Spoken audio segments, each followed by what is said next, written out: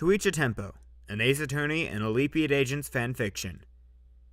Chapter 2, The Turnabout Beat. However long Phoenix stared, however full of fiery determination he was, Wright & Co.'s collection of law textbooks never got any less intimidating. Hey, Nick? He didn't need to look at Maya.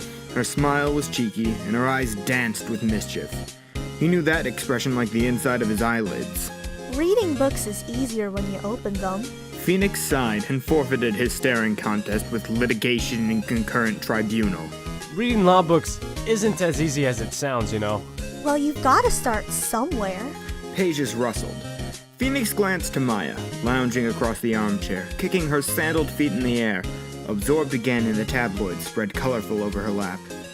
She wasn't exactly one to talk about advanced reading, but the point stood. With a stealing breath, and with Mia's stern presence ghosting in his thoughts, Phoenix placed fingertips on a leather-bound tome and tugged it from the shelf. Ooh, another agent sighting, with a jetpack and everything. Musing over a book's title counted as reading, really. Right and Responsibility, 6th edition. Very educational. Agents? Do you honestly believe those magazines? Personally, Phoenix couldn't look at a tabloid headline anymore without wondering whose lung-headed best friend was at the core of the story. Eh? You don't believe in agents? They stand for everything good in the world, Nick. They're defenders of the innocent, helpers of the underdogs, shining beacons of truth and justice. With a pitch like that, it was a wonder agents didn't have a line of action figures. They're a lot like lawyers, you know. Phoenix paused in sliding his thumb under the book's cover, and he frowned. It was a wonderful thought, mysterious heroes swooping to the rescue, but a bit too saccharine for his tastes. Bad things happen to good people. That was just how the world worked. If a quick song and dance could fix everything, why would lives end up ruined? Why would anyone know the feeling of being scared, or heartbroken, or without a friend in the world? Justice, it seemed, was a harsh mistress, and not one to approve of shortcuts. Before he could reconsider, Phoenix opened his textbook. Lunch came and went. Maya chattered about the latest boogeyman theories and polished off more than her share of the pizza. Phoenix read the textbook's table of contents and strongly considered the possibility of turning the page. That was when the front door's hinges creaked distant. That meant maybe a client, and maybe another month's rent. Barely noticing the textbook thump against the desktop, Phoenix straightened his tie and left the office. The visitor gazed idly around the foyer, tucking a purse under her arm and smoothing night-colored bangs to one side. Her eyes landed on Phoenix and lit with relief. She smiled as Phoenix introduced himself and Maya, a proud, knowing smile that seemed to fill the room. Stella Nocturne. I've heard a lot about you, Mr. Wright. You're practically famous, Nick. Stella slid her tinted sunglasses up to perch in her hair. Famous enough where I'm from, which is why I'm here. The liveliness left her blue eyes. Her smile drained away. Now she looked like someone who needed a lawyer on their side.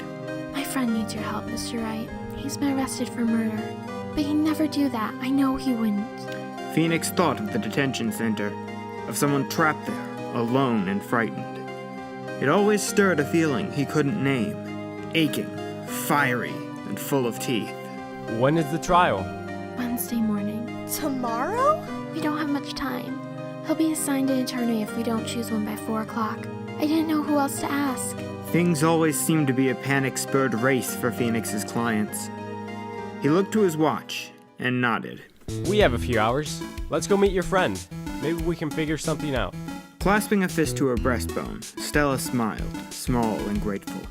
Thank you. Well, you'll see. Phoenix got the cramped center seat of the cab. Maya's robe folds against one arm, Stella's ruffled sleeve against the other. So, what exactly happened? My friend Stewart, he was in Foster Park at the same time an elderly lady was murdered, just this morning. And the trial's tomorrow. It's awfully fast, isn't it? It was fast. That wasn't enough time for the police and the prosecutor's office to assemble a proper case. Never mind let the defense have a chance. Phoenix squinted at nothing. But only someone bold would kill a harmless old lady in broad daylight in a public park. News like that made people scared and outraged, a knee-jerk reaction on a massive scale. Maybe the police department hoped to prevent backlash before it started. Declaring someone guilty could do that. I don't know why they think Stewart did something so awful. Stella tapped her fingertips on her bare knees. He was running away from the park, he said, so maybe he looks suspicious. Running? Why would an innocent person flee the scene of the crime? Oh, that's... Her tapping quickened into a nervous, muted tune. I can't tell you. You can't? She shook her head, long hair swaying. I'm sorry, Mr. Wright. We need your help, but you'll have to find out from Stewart. Suspicion prickled, low in Phoenix's gut. The last thing he needed was another client with dark secrets, another agonizing trial he couldn't win. He was a defense lawyer. He was supposed to protect the innocent. He was supposed to have truth on his side. Stella's tapping continued, blending with the radio mutter Phoenix hadn't noticed before. She watched out the windows, following streaked gray of passing high-rise buildings, worry gripping her face. Something held her tongue. Once that was gone, the information would be his, and the uneasy weight would lift from Stella.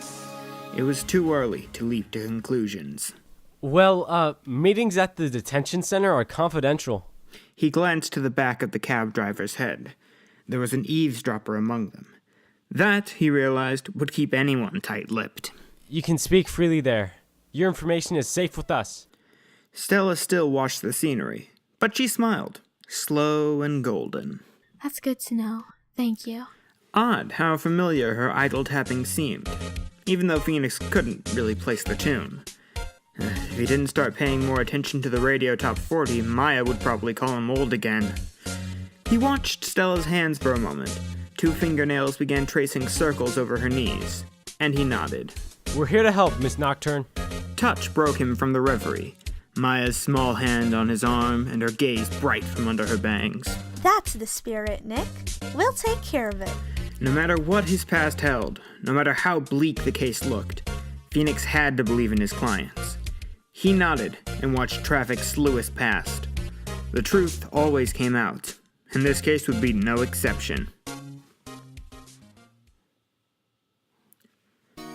The detention center always felt cold, and always looked winter stark under its fluorescent lights. Maya stayed pressed to Phoenix's elbow, and Stella found a wall to lean against, to fold her arms and stare away some more. Phoenix knew every inch of the gray concrete and glinting metal. He examined it all anyway, and half remembered dozens of visits that felt the same. Movement snatched his attention as blue-clad officers entered, ushering the defendant to the visitation chair. His jeans were worn, and his mop of long blonde hair swayed in front of his eyes. He was young, maybe Phoenix's age, someone he could have gone to school with. The defendant sat, settled a clear bag full of something in his lap, and faced Phoenix. This, apparently, was Mr. Stewart Lowe. Mr. Wright, well, do you guys think you can help me out? We'll need to know a bit more first, Mr. Lowe.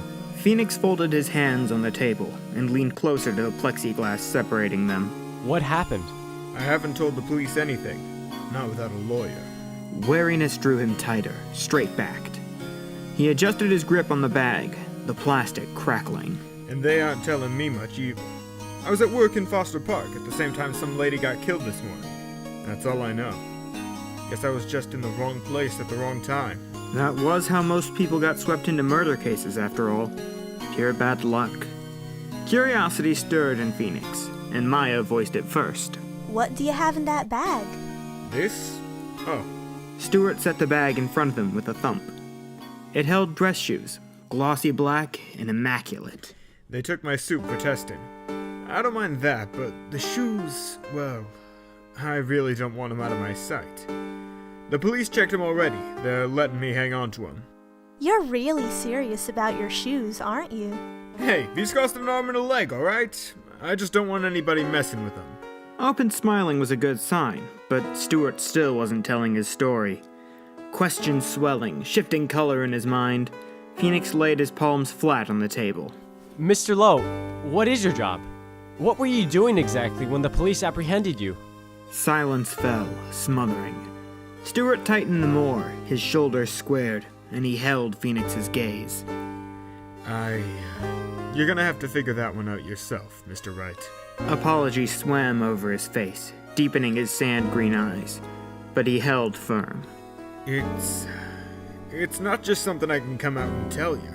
If Phoenix had Maya's Magatama to palm, if borrowed magic sharpened his vision, Stewart would surely be heavy with chains. And how could Phoenix have faith in a client full of secrets? I didn't kill anybody, dude. Mr. Lowe, I need you to be honest with me. Were you involved in this murder in any way? No, never! Nobody deserves that! And slowly, the blaze faded, dwindled the stubborn coals until Stewart slanted his gaze away and took a stealing breath. I can tell you that my job is helping people when they're in trouble and they need it. I wouldn't hurt anybody, Mr. Wright. You gotta believe me on that. Full of secrets, maybe, but not all secrets are meant to hurt someone. Phoenix, of all people, ought to know. Before he decided, he glanced to Maya for her nod and clasp of hands. She liked this client, and would work and ache and bleed for him. They both would. I believe you. Memories be damned. It wasn't as though he had never solved a mystery before. Phoenix opened his briefcase and sifted papers. So let's make this official. You don't know what this means, Mr. Wright. Thanks. Echoes of experience told Phoenix he'd know plenty before the trial was over. Stella stayed leaning on the detention center wall as they passed, and smiled at Phoenix and Maya in turn. Lots of questions and not much time, I guess? That summed it up in a neat package, yes. Let us know what you find, Mr. Wright, Miss Faye. I'm sure you'll figure it out.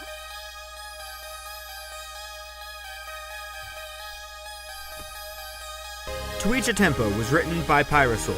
Ace Attorney and Elite Beat Agents are owned by Capcom and Inis, respectively.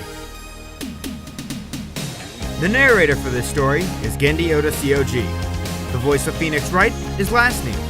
The voice of Maya Faye is Miki. The voice of Stella Nocturne is Swivelswirl. The voice of Stewart Lowe is also Genndy C.O.G. The voice of Engarde was, still Genndy C.O.G. I told you there was other people who were going to be voicing stuff. Thank you for listening, and we'll see you next week.